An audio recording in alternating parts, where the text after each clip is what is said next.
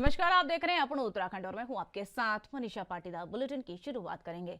उत्तराखंड में भगवान श्री बद्रीनाथ मंदिर में कपाट सुबह 10 बजकर आपको बता दें कि 7:10 पर शुभ मुहूर्त पर ब्रह्म बेला में पूरे वैदिक मंत्रोच्चारण और विधि विधान के साथ खुल गए हैं और इस मौके पर बड़ी संख्या में श्रद्धालु भगवान के दर्शन करने के लिए पहुंचे।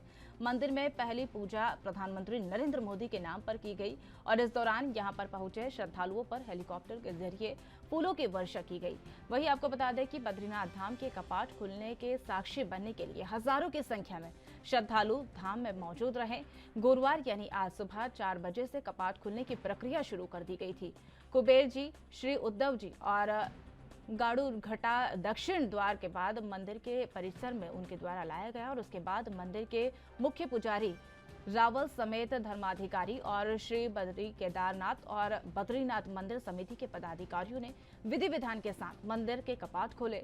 मुख्य पुजारी वीसी ईश्वर प्रसाद ने गर्भगृह में भगवान बद्रीनाथ की विशेष पूजा अर्चना करते हुए सबके लिए मंगल कामनाएं की और इसी के साथ ग्रीष्मकालीन के लिए बद्रीनाथ के दर्शन शुरू हो गए हैं। तो वही कपाट के उद्घाटन के अवसर पर बद्रीनाथ मंदिर में 15 क्विंटल फूलों से सजाया गया था।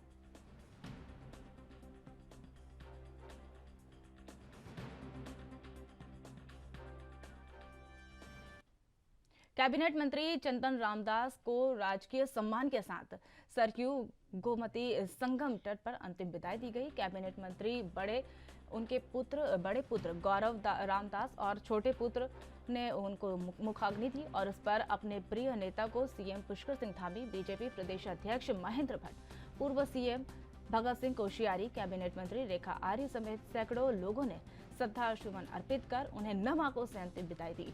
शोक के बाद आज बागेश्वर में बाजार बंद रहा और इस दौरान सीएम पुष्कर सिंह धामी ने कहा कि शोक संवेदना प्रकट करते हुए उनके द्वारा कहा गया कि स्वर्गीय चंदन रामदास के आकस्मिक निधन को लेकर राजनीति के क्षेत्र में अपूरणीय क्षति बताते हुए उनके द्वारा कहा गया कि ईश्वर पूज्य आत्मा को अपने श्री चरणों में स्थान दे और शोक संपत्ति परिवारों को धैर्य प्रदान करने के लिए ईश्वर से कामना की गई।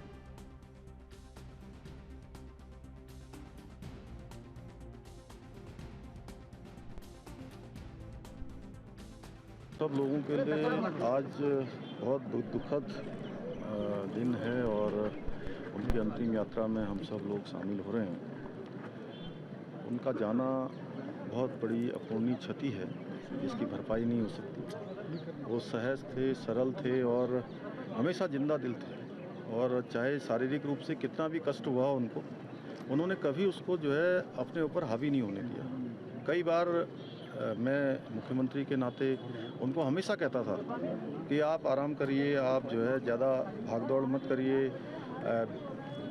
वीडियो कॉन्फ्रेंस से आप जो है जिलों की जो समीक्षाएं हैं वो कर लीजिए। लेकिन उसके बावजूद भी वो पिथौरागढ़ भी गए, बीच में पौड़ी भी गए, अन्य कार्यक्रमों में, और 2 दिन पहले ही हम लोग सब लोग अल्मोड़ा में एकत्र थे और ऐसा लगता नहीं था कि इतनी जल्दी हमारे बीच से चले जाएंगे। हमेशा उन्होंने गरीबों के लिए काम किया। समाज के जो अंतिम छोर में खड़े हुए जो लोग हैं उन सब के लिए लगातार वो विधानसभा में जब विधायक के रूप में थे तो तब भी हम साथ में थे, तो लगातार बागेश्वर समेत पूरे उत्तराखंड की आवाज़ को उठाते थे। अनुसूचित वर्ग की बात उठाते थे, पिछड़ों की बात उठाते थे, गरीबों की, मजदूरों की, और जहाँ तक लोग सोचते नहीं थे उन सब बातों की चर्चा करते थे। और उनका जाना जहाँ राज्य के लिए बहुत बड़ी क्षति है, हमारी पार्टी के लिए भी क्षति है और व्यक्तिगत रूप से मेरा जो उनके साथ एक बहुत ही स्नेहपूर्ण कई दशकों का जो संबंध था, उसके नाते व्यक्तिगत रूप से भी मुझे बहुत क्षति हुई है, बहुत आघात लगा है।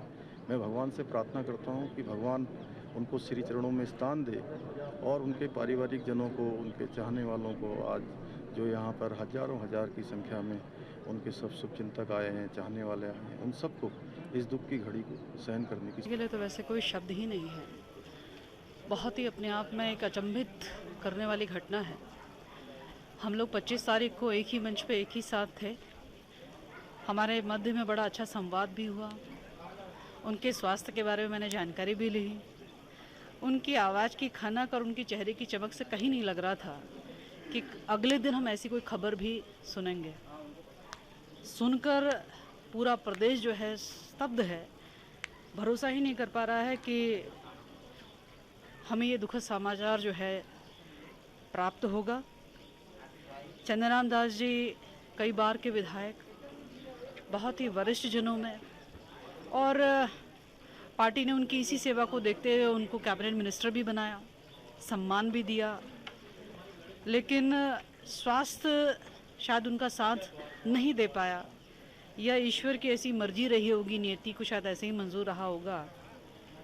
देखने योग्य बात यह भी है कि वो जिला योजना पिथौरागढ़ की बैठक करके अल्मोड़ा के कार्यक्रम में प्रतिभाग करते हुए बागेश्वर में उन्होंने मुझसे कहा कि मैं 2 दिन बहन जी वहाँ पर रुकूंगा, अपने कार्यकर्ताओं से संवाद करूंगा और बागनाथ के मंदिर का दर्शन करूंगा। अपनी इस कर्मस्थली में ही उनका अंतिम क्षणों की जो सांसें हैं उन्होंने यहीं पर ली, और माँ सरयू के श्री चरणों में आज उन्होंने अपने जीवन को समाप्त। एक सौम्य उनका व्यवहार, उनका नेचर, और जिस भी कार्य के लिए कार्यकर्ताओं का विषय आते थे उनको यथा समय उसका समाधान निकालना एक अपूर्णीय क्षति है। और मैं कह सकता हूं कि ऐसा कार्यकर्ता दुर्लभ से ही मिल पाते हैं। हम ईश्वर से प्रार्थना करते हैं कि भगवान उनको अपने चरणों में स्थान दे और परिवार को दुख सहन करने का। लंबे समय से परिचय था, वो बीजेपी में नहीं थे तब भी मेरे लिए वैसे ही थे, और जब मैं 2007 में बीजेपी लाया और तीसरे दिन ही मैंने उनको टिकट दिया, वो एमएलए बने, आज वो मंत्री बने। या इसलिए मैं सोचता हूँ कि जैसे माँ को दुख होता है अपने बेटे के जाने पर, ऐसे मुझे भी है, क्योंकि वो बहुत ही, मुझे तो ऐसा लगता था हमारे सारे विधायकों के वो चंदन थे, काम बहुत अच्छा। उत्तराखंड सरकार में कैबिनेट मंत्री और विधानसभा क्षेत्र थराली से लगी विधानसभा बागेश्वर के विधायक चंदन रामदास के आकस्मिक निधन पर थराली विधानसभा क्षेत्र में भी शोक की लहर दौड़ गई और उनके निधन पर थराली के विधायक भोपाल राम टमटा के साथ उनके क्षेत्र के अन्य जनप्रतिनिधियों और सामाजिक संगठनों ने स्वर्गीय रामदास के निधन पर उन्हें भावभीनी श्रद्धांजलि अर्पित की।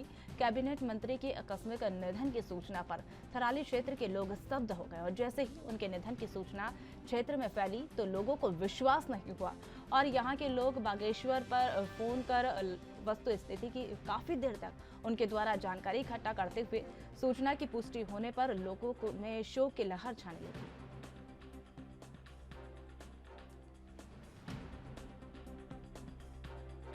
भारतीय जनता पार्टी के वरिष्ठ नेता, कैबिनेट मंत्री और मेरी विधानसभा थराली से लगा हुआ बागेश्वर में कल माननीय मेरे श्रद्धेय श्री चंदन रामदास जी के निधन से पूरा क्षेत्र दुखी है।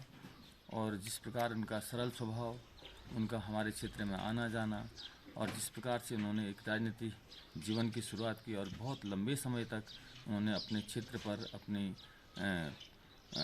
सेवा के बल पर, अपने स्वभाव के बल पर, अपने सहजता के बल पर जिस प्रकार उन्होंने अनुकरणीय कार्य किया, निश्चित रूप से पूरा उत्तराखंड आज इस दुखी है और मैं उनकी दिवंगत आत्मा की शांति के लिए भगवान दास जी के निधन से मैं व्यक्तिगत रूप से बहुत ही शोकाकुल हूँ और चंदन राम दास इस प्रदेश के वरिष्ठ नेता, कैबिनेट मंत्री और बहुत ही विद्वान व्यक्ति थे। उनके जाने से क्षेत्र को, पूरे प्रदेश को, पूरी भाजपा को बहुत ही अपूर्ण क्षति हुई है और उनका हमारे सीमावर्ती जिले से आना जाना, थराली से बागेश्वर आना जाना, बागेश्वर से देहरादून आना जाना थराली के रास्ते, और थराली के कार्यकर्ताओं को, चमोली के कार्यकर्ताओं को असीम प्यार उनकी तरफ से रहता था। तमाम मुद्दों पर वो काम करते थे। वो एक जननेता थे। ऐसे जननेता की क्षतिपूर्ति होना। उत्तराखंड के कैबिनेट मंत्री चंदन रामदास के आकस्मिक निधन पर महाराष्ट्र के पूर्व राज्यपाल और उत्तराखंड के पूर्व मुख्यमंत्री भगत सिंह कोश्यारी ने कैबिनेट मंत्री चंदन रामदास के निधन पर दुख प्रकट किया और भगवान से प्रार्थना की। प्रदेश के मंत्री श्री चंदन रामदास नहीं रहे, ये जानकर के अत्यंत दुख हुआ। श्री दास एक सुलझे हुए राजनेता थे, एक गरीबों के लिए, दलितों के लिए काम करने वाले नेता थे। जैसा नाम वैसा ही काम। उनका नाम चंदन था और वे चंदन की तरह सबको सुख देते थे। उनके जाने से प्रदेश को अपूर्णीय क्षति हुई है। मैं भगवान से प्रार्थना करता हूँ कि वह उनकी आत्मा को शांति दे और उनके परिवारजनों को इस कष्ट को सहन करने की शक्ति। उत्तराखंड के बीजेपी के प्रदेश प्रवक्ता विपिन कैंथोला ने बताया कि मंत्री सतपाल महाराज ने एक बात रखी और इस पर मुख्यमंत्री ने सोचा। उसके बाद उनके द्वारा मुख्य सचिव को दिशा निर्देश दिए गए और उनके द्वारा कहा गया कि इस पर जो भी चीजें हो उसका प्रारूप बनाकर आएगा और उसको लेकर अगली कैबिनेट बैठक में जिस कैबिनेट में मुख्यमंत्री को लगेगा वह उस पर रखेंगे। वहीं आपको बता दें कि विपिन ने आगे बताया कि ACR लिखना मंत्रिमंडल के अंदर क्या काम होगा, यह मुख्यमंत्री और मंत्रिमंडल का काम है।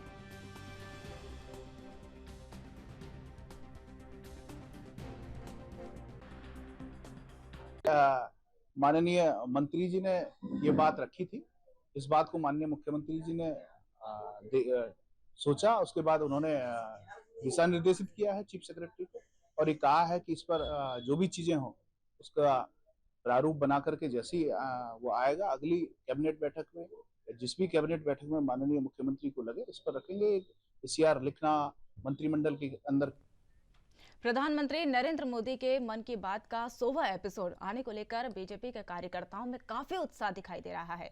तो वहीं इसी बीच उत्तराखंड के कांग्रेस के आपको बता दें मुख्य प्रदेश प्रवक्ता गरिमा महारानी दसोनी ने बीजेपी पर जमकर निशाना साधा और वहीं गरिमा महारानी दसोनी ने कहा कि मन की बात कार्यक्रम को सुनना भारतीय जनता पार्टी के कार्यकर्ता के लिए अनिवार्य हो जाता है।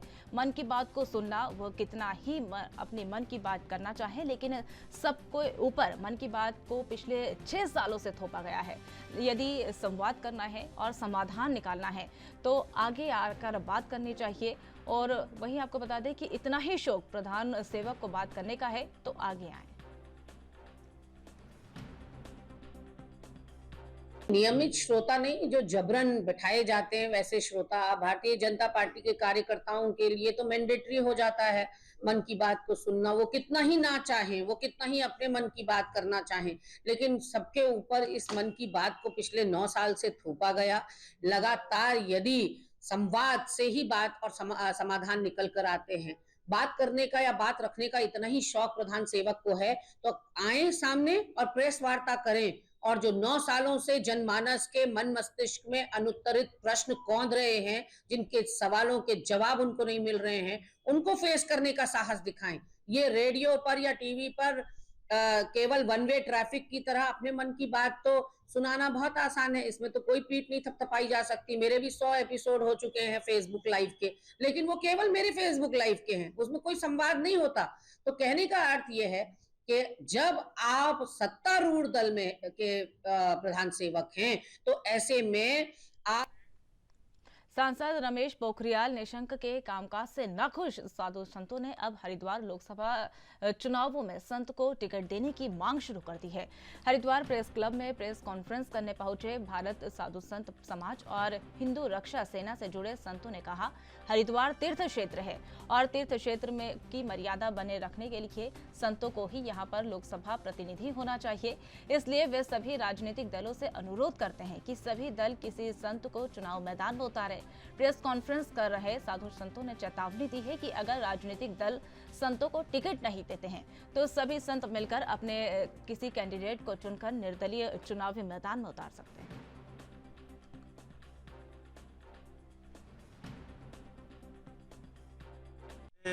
हरिद्वार देवभूमि का द्वार है, तो यहाँ पर जो सांसद हो, कोई भी संत हो, चुनाव आने वाले हैं, सभी पार्टियों से हम आग्रह करते हैं कि वो यहाँ कम से कम हरिद्वार सीट से किसी भी सांसद को उतारें तो वो केवल साधु हो, क्योंकि संत न होने के कारण से हम पिछले दिनों में हरिद्वार की दुर्दशा देख चुके हैं।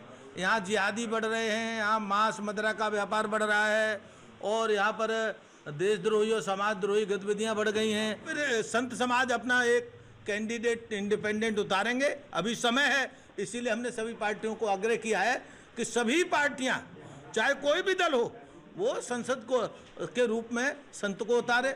और अगर उन्होंने नहीं सुना, उन्होंने सोचा कि केवल हम वोट लेंगे, अपना मनमानी करेंगे, चारधाम यात्रा की शुरुआत हो चुकी है। लाखों की संख्या में श्रद्धालु उत्तराखंड का रुख कर रहे हैं। चारधाम यात्रा के दौरान यात्रा करने वाले श्रद्धालुओं के लिए और उनके वाहनों की जांच के लिए परिवहन विभाग के द्वारा ग्रीन कार्ड उपलब्ध कराए जा रहे हैं। रुड़की ATRO ऑफिस में ग्रीन कार्ड बनाए जा रहे हैं। तो आपको बता दें, यात्रियों की सुरक्षा के लिए पहाड़ी क्षेत्र में सफर करने वाले वाहन परिवहन विभाग के द्वारा गाड़ी की फिटनेस और अग्निशमन यंत्र और आपातकाल स्थिति में उपयोग में होने वाले सामान का भी जांच लगातार उनके द्वारा की जा रही है और फिर ग्रीन कार्ड बनाए जा रहे हैं।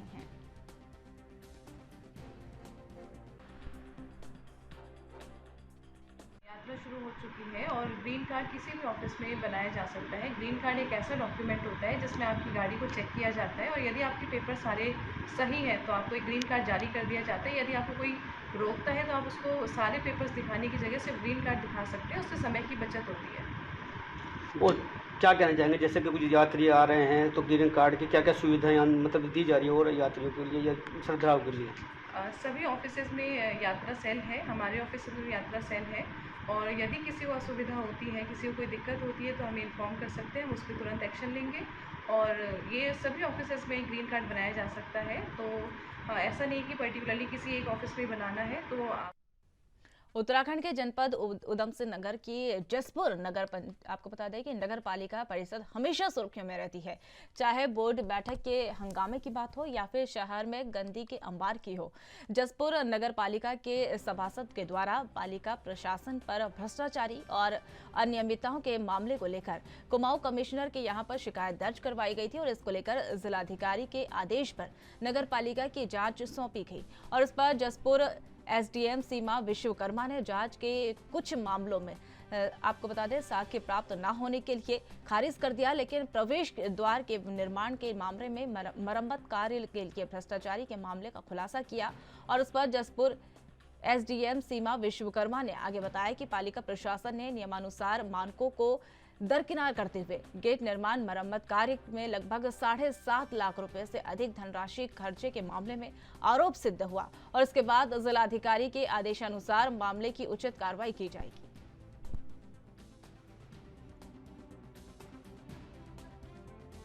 जो नगर पालिका के जो मेंबर हैं उनके द्वारा कंप्लेन की गई थी कि इसमें जसपुर में अनियमितता पाई जा रही है और उनके इसमें 4 बिंदुओं में शिकायत की गई थी। इसमें की जो पहली शिकायत थी उनके द्वारा बताया गया था कि जो अध्यक्ष हैं उनके मामलों में उनके बेटों द्वारा हस्तक्षेप किया जाता है।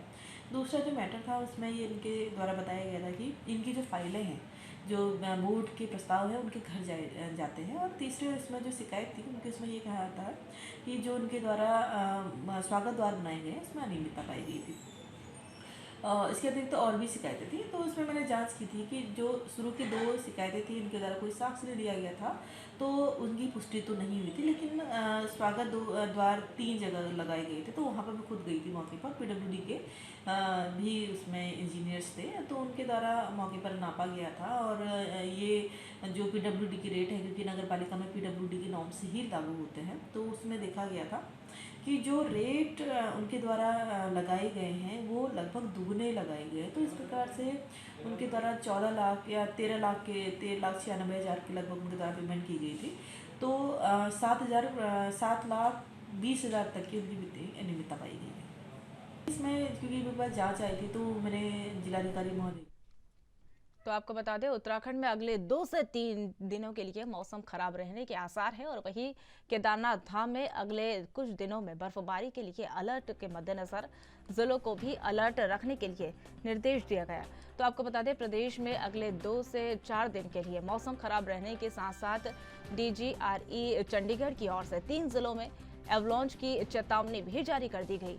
DGRE चंडीगढ़ की ओर से मिले इनपुट के आधार पर उत्तरकाशी, चमोली और रुद्रप्रयाग पर जिलों में अलर्ट जारी रहने के निर्देश दिए गए और वहीं मौसम वैज्ञानिक रोहित पथलिया के द्वारा कहा गया कि पहाड़ी क्षेत्रों में कुछ जिलों में बर्फबारी के चलते एवलांच के लिए स्थिति बनी है और ऐसे में यात्रियों और टैक्स माउंटेनियरिंग के लिए खास हिदायत उनके द्वारा आवश्यक बरतने के लिए हिदायत दी गई है।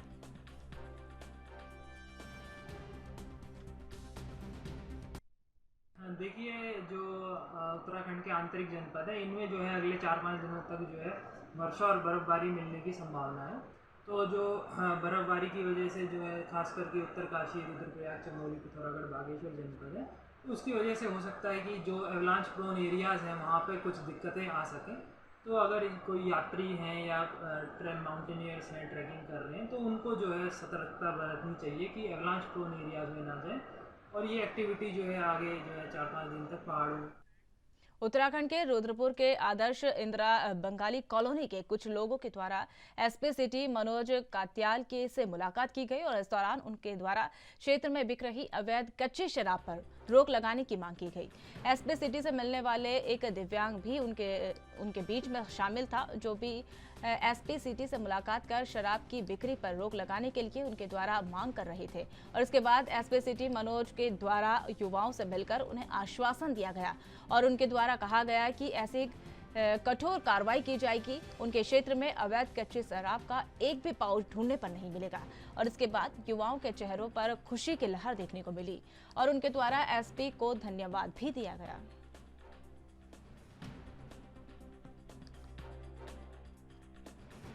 ये जहाँ पर उन्होंने जो शिकायत दी थी शराब की, क्योंकि वहाँ पर कोई भी अधिकृत वहाँ पर शराब विक्रेता नहीं है और जिस प्रकार से वहाँ लोगों ने समस्या बताई कि काफ़ी लोग त्रस्त हैं वहाँ पे, तो मेरे द्वारा उन्हें पूर्ण आश्वासन दिया गया है कि जिस जगह पर उन्होंने शिकायत की थी वो और बाकी सभी जगहों पे शराब टोटली बंद की जाएगी और वहाँ पर एकदम खुद मैं अपने पर्सनल सुपरविज़न में उसको मैं मॉनिटर करूँगा, क्योंकि वो जो हैं एक स्पेशल व्यक्ति हैं और उनके लिए उन्होंने जब इतनी हिम्मत दिखाई है।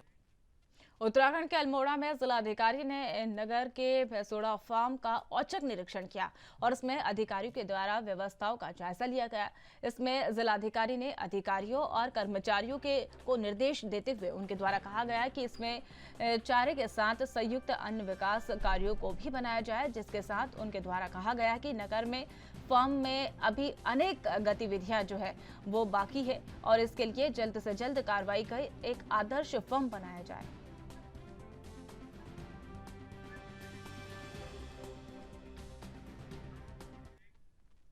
उत्तराखंड के उधम सिंह नगर जनपद के काशीपुर में व्यापारी को धमकी देकर रंगदारी मांगने के मामले में पंजाब पुलिस के द्वारा गिरफ्तार किए गए शूटर कुख्यात गैंगस्टर डल्ला से पूछताछ की जाएगी और वही कुख्यात गैंगस्टर को पंजाब पुलिस के द्वारा गिरफ्तार कर लिया गया। इसके बाद डल्ला से पूछताछ के लिए उधम सिंह नगर जनपद पुलिस और एसओजी की टीम पंजाब के लिए रवाना हो गई और वही उधम सिंह नगर जिले से एसएसपी मंजुनाथ टीसी ने बताया कि पंजाब पुलिस के द्वारा गिरफ्तार किए गए डल्ला शूटर के साथ पंजाब का कुख्यात गैंगस्टर है और उसके खिलाफ पंजाब में करीब 35 से अधिक मुकदमे जो है वो दर्ज है।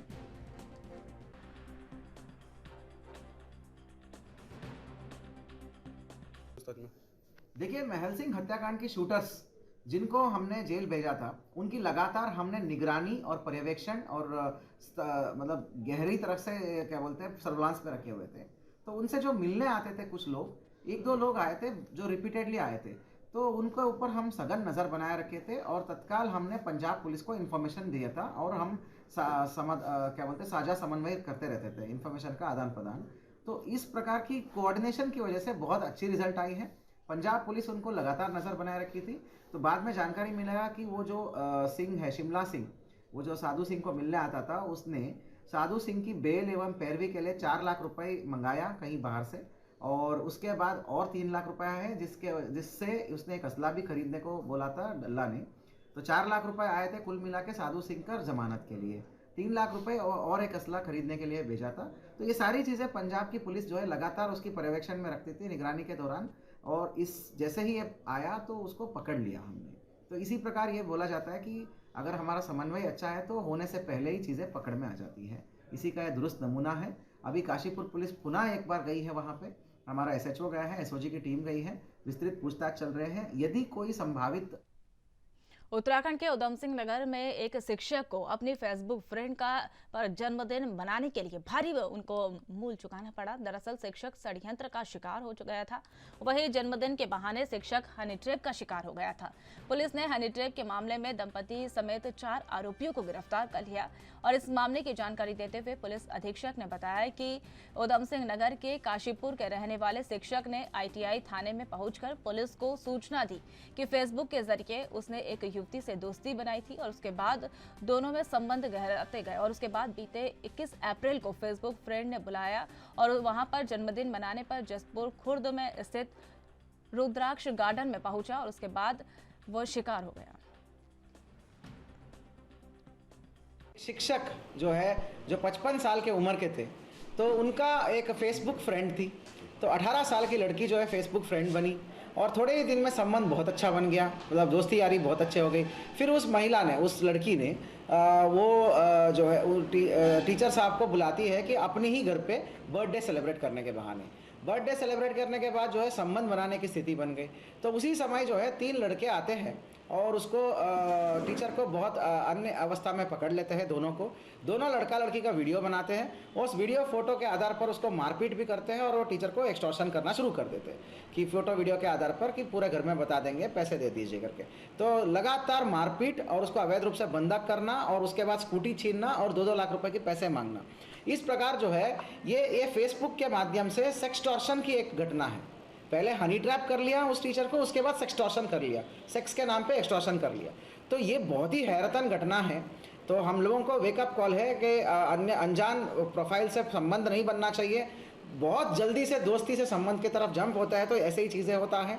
परंतु आशुतोष और आपका चौकी इंचार्ज पैगा और पूरी टीम को बहुत बहुत धन्यवाद और बधाई, क्योंकि बहुत शॉर्ट टाइम में वादी को भी कॉन्फिडेंस दिया, सांत्वन दिया, पुलिस के साथ जो है साथ दिया। बड़ा अच्छे से उन्होंने काउंसलिंग देकर उसके पूरा घटना को अनावरण कराया और सही टाइम पे तो फिलहाल अपनों उत्तराखंड में मेरे साथ इतना ही। तमाम ताज़ा खबरों के लिए देखते रहिए ANB न्यूज़। नमस्कार।